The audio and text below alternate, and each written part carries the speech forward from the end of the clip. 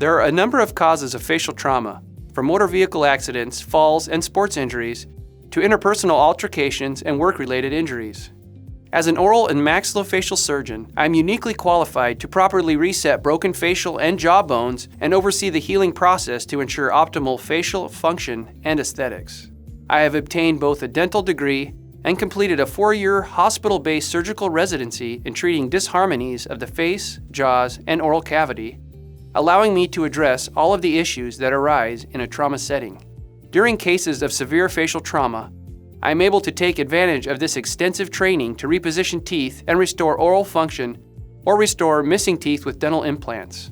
I am on staff at St. Luke's and St. Alphonsus Hospital, where I provide emergency room coverage and treat a wide range of facial injuries, including complex facial lacerations and avulsed or knocked out teeth.